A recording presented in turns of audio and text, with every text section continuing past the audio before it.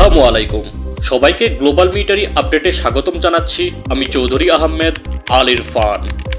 বিশ্বের ঘটনার মাঝে সামরিক ঘটনাসমূহ বিশ্বের নিরাপত্তা এবং একটি দেশের প্রতিরক্ষার সাথে সম্পৃক্ত। চলুন একটি ছোট্ট ইন্ট্রোর পর বাংলাদেশ সহ বিশ্বের এই সপ্তাহের সামরিক আপডেটগুলো দেখে আসি এক নজরে।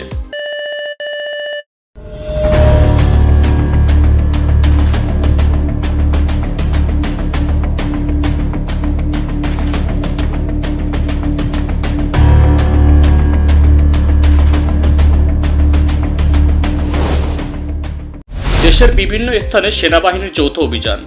যশোর এবং ঝিনাইদহ জেলায় সেনাবাহিনীর যৌথ অভিযানে একটি পিস্তল, 32 রাউন্ড পিস্তল, অ্যামুনেশন এবং 12টি ককটেল বোমা উদ্ধার এবং গ্রেফতার এক।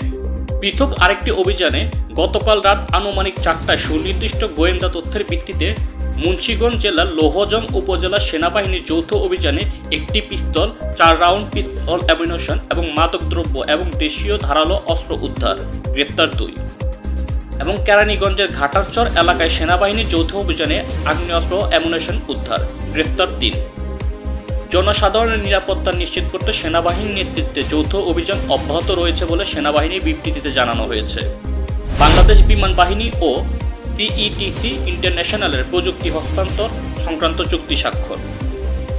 গত 27শে জানুয়ারি 2026 তারিখে মঙ্গলবার বিমান বাহিনীর সদর দপ্তরে বাংলাদেশ বিমান বাহিনী এবং China electronic technology group corporation international সিইটিসির মধ্যে গভর্নমেন্ট টু গভর্নমেন্টের আওতায় ইউএভি ম্যানুফ্যাকচারিং ও অ্যাসেম্বলি প্ল্যান্ট স্থাপন এবং প্রযুক্তি হস্তান্তর চুক্তি স্বাক্ষরিত হয়। গত 29শে জানুয়ারি 2026 বৃহস্পতিবার বাংলাদেশ সেনাবাহিনী, বিমান বাহিনী এবং নৌবাহিনী প্রধানের সাথে ঢাকায় নিযুক্ত যুক্তরাষ্ট্রের রাষ্ট্রদূতের পৃথক পৃথক সৌজন্য সাক্ষাৎ। বাংলাদেশে যুক্তরাষ্ট্রের নবনিযুক্ত রাষ্ট্রদূত ব্র্যান্ড টি সেনাবাহিনী, বিমান বাহিনী এবং নৌবাহিনীর প্রধানের সাথে সাক্ষাৎকালে পারস্পরিক কুশল বিনিময়ের পাশাপাশি দুই দেশের স্বার্থ সংশ্লিষ্ট বিভিন্ন বিষয়ে মত বিনিময় করেন এবং সামরিক ও কৌশলগত বন্ধনকে আরও জোরদার করার আশাবাদ ব্যক্ত করেন। জলদস্যুদের কবলে পড়া জেলেদের উদ্ধার করল বাংলাদেশ নৌবাহিনী। গত 28শে জানুয়ারি ভোরে 10 থেকে 12 জনের একটি জলদস্যু দল দেশীয় অস্ত্রের মুখে জেলেদের জিম্মি করে বোটের মাছ, জ্বালানি ও মূল্যবান মালামাল লুট করে নেয়। পরবর্তীতে দস্যুরা বোটটির ইঞ্জিন বিকল করে দিয়ে মাছ সমুদ্রে ফেলে পালিয়ে যায়। সংবাদ পাওয়ার সাথে সাথে বানুজা সুরমা দ্রুত ঘটনাস্থলে পৌঁছে বোটটি শনাক্ত করে উদ্ধারকৃত জেলেদের প্রাথমিক চিকিৎসা ও খাবার সরবরাহ করে। পরবর্তীতে বোটটিকে টেনে নিয়ে নিরাপদ আশ্রয়ে নিয়ে আসা হয় এবং মেরামতের ব্যবস্থা করে। ইরানের রাষ্ট্রপতি বলেন, ট্রাম্প নেতানিয়াহু ইইউ ইরানের বিক্ষোভের সময় উস্কানি দিয়েছিল। মাসুদ পেজেশকিয়ান বলেছে যে বিদেশি শক্তিগুলো ইরানের অভ্যন্তরীণ সমস্যা সুবিধা নিয়ে এবং তাদের দেশকে উত্তেজিত করছে। বেলুচিস্তানে পাকিস্তানের সামরিক অভিযানে 41 জন সশস্ত্র যোদ্ধা নিহত যোদ্ধাদের ভারতের সাথে যোগসূত্র থাকার দাবি করেছে পাকিস্তানের কর্তৃপক্ষ, তবে এই বিষয়ে উল্লেখযোগ্য কোনো প্রমাণ পেশ করেনি দেশটি।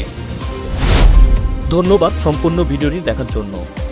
গ্লোবাল মিলিটারি আপডেটকে ফেসবুকে ফলো করতে ভিজিট করুন www.facebook.com/military.upglobal।